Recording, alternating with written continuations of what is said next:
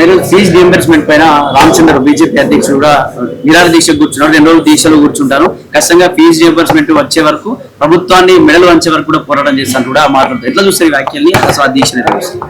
వాస్తవంగా భారతదేశంలో public సెక్టార్కి, public ఎడ్యుకేషన్కి, అంటే ప్రజా విద్యకు, ప్రజా వైద్యానికి కేర్ ఆఫే కాంగ్రెస్ పార్టీ.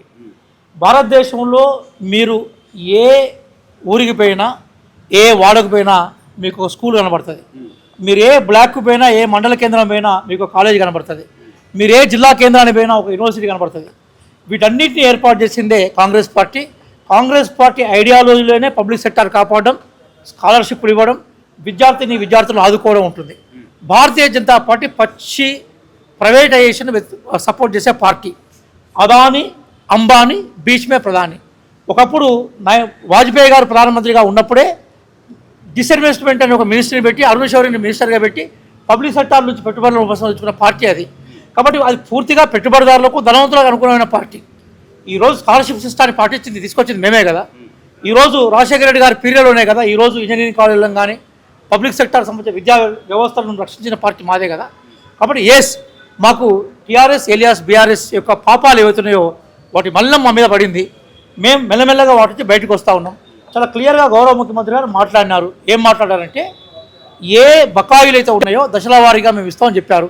2,500 కోట్ల రూపాయలను ఆల్రెడీ అలాట్ చేశారు. ప్రైవేట్ యాజమాన్యాలతో మేము చర్చలు చేస్తాం. బట్టి విక్రమార్క గారి నేతృత్వంలో 4 సార్లు చర్చలు జరిగాయి. గత వారంలోనే 2,500 కోట్లు విడుదలైనాయి. కాబట్టి ఈరోజు వాళ్ళకు సబ్జెక్ట్ లేక, ఈరోజు దేని మీద ఆందోళన చేయాలో అర్థం కాక, దేశంలో మోడీ గ్రాఫ్ మొత్తం పడిపోయిన తర్వాత, మన బై ఎలక్షన్స్లో బీజేపీ గ్రాఫ్ మొత్తం పడిపోయిన తర్వాత, వాళ్ళ మధ్య ఉండే అనైక్యతను, వాళ్ళ మధ్య ఉండే తగాదాలు ఏవైతున్నాయో వాటి నుంచి దృష్టి మళ్లించేందుకు రామచంద్రరావు గారు ఈరోజు బేసికల్గా దీక్ష అనే పేరుతోటి ఒక డ్రామా నేర్పుతున్నాడు. జస్ట్ పబ్లిసిటీ స్టంటే తప్ప అని ఏం లేదు. ప్రజల పట్ల, విద్యా వ్యవస్థల పట్ల మాకు చిత్తశుద్ధి ఉంది. గౌరవ ముఖ్యమంత్రి గారు విదేశీ టూర్ అయిపోయి వచ్చారు. పెట్టుబడులను ఆకర్షించే కోణంలో కొన్ని ఒప్పందాలు పెట్టుకొచ్చారు. అలాగే తెలంగాణలో ఆక్స్ఫర్డ్ స్థాయి యూనివర్సిటీలకు సంబంధించిన ప్లాట్ఫామ్స్ మేము ఎస్టాబ్లిష్ చేయబోతున్నాం. రేపు భవిష్యత్తులో విదేశాలకు వెళ్ళి చదువుకునే అవకాశం తెలంగాణ విద్యార్థులకు మనకి ఈ ప్రాంతంలో జరగబోతూ ఉంది.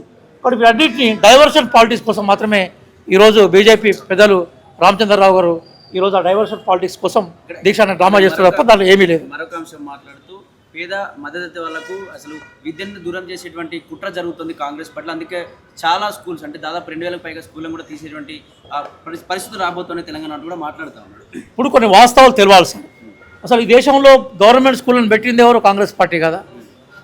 డిఎస్సీల అనే ప్లాన్ని తీసుకొచ్చింది కాంగ్రెస్ పార్టీ కదా. ఈ దేశంలో బలోపేతమైన వ్యవస్థను పెట్టింది కాంగ్రెస్ పార్టీ కదా.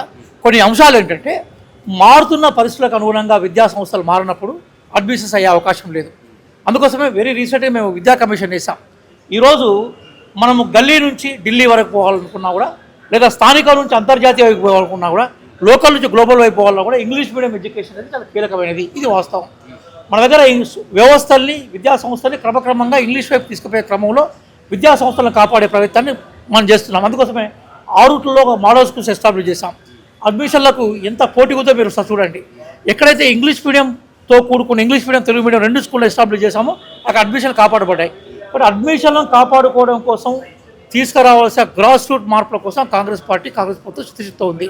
కాబట్టి ఒక దీర్ఘకాలిక ప్రణాళికను తీసుకున్నారు ముఖ్యమంత్రి గారు. అందుకోసం విద్యాశాఖ లాంటి కీలకమైన శాఖను ముఖ్యమంత్రి గారు స్వయంగా పెట్టుకున్నారు. అసలు దేశంలో విద్యా వ్యవస్థ పట్ల సానుభూతి, ప్రేమ లేని వీళ్ళ పిల్లలందరూ విదేశాల్లో చదువుకుంటున్నాడు. నేను మీకు లిస్ట్ పడి చెప్తాను. కేంద్ర మంత్రులకు సంబంధించిన అందరి పిల్లలు స్వదేశాల్లో ఉండేవాళ్ళు ఎవరు, ఇంక్లూడింగ్ కిషన్ రెడ్డి గారితో సహా.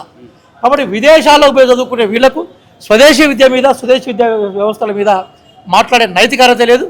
భారతీయ జనతా పార్టీ అంటేనే ధనవంతుల పార్టీ. వాళ్లకు పబ్లిక్ సెక్టార్ మీద వాళ్ళ విశ్వాసం లేదు.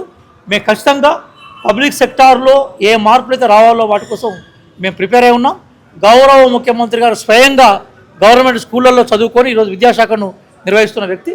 వాళ్ళు ఎట్లా కాపాడుకోవాలనేది కాంగ్రెస్ పార్టీ చేతుల్లో ఉన్నది, కాంగ్రెస్ పార్టీ ఆచరణలో చూపెడుతుంది. భారతీయ జనతా పార్టీకి ఈరోజు విద్యా వ్యవస్థ మీద మాట్లాడే నైతిక హక్కు లేదని కాంగ్రెస్ పార్టీ అధికార ప్రతినిధిగా మేము పేర్కొంటున్నాం. Revanth Reddy foreign countries, London, America తిరుగుతున్నాడు, విద్యను అభివృద్ధి చేస్తామని చెప్పి తెలంగాణలో కుంటుపడిపోతుంది. విద్య ఫస్ట్ తెలంగాణలో డెవలప్ చేసిన తర్వాత మీరు ఫారెన్ కంట్రీస్ వెళ్ళండి అని చెప్పి కూడా మాట్లాడుతుంది. ఒక అంశం చెప్తాను సార్. గుజరాత్లో 80% గవర్నమెంట్ స్కూల్స్ మూతపడ్డాయి. లెక్కలతో సహా చెప్పండి చెప్తున్నాను. మధ్యప్రదేశ్లో గవర్నమెంట్ స్కూల్స్ మూతపడ్డాయి. ఈరోజు గవర్నమెంట్ స్కూల్స్ని బాగు చేయడం కోసము జెన్జీ ఆధ్వర్యంలో రాజస్థాన్ పోతే మీలాంటి స్కాలర్లుగా ఉండే విద్యార్థుల్ని, మీలాంటి స్కాలర్లుగా ఉండే డైనమిక్ జర్నలిస్ట్ మీద దాడి జరిగింది. మనం చూసాం కదా.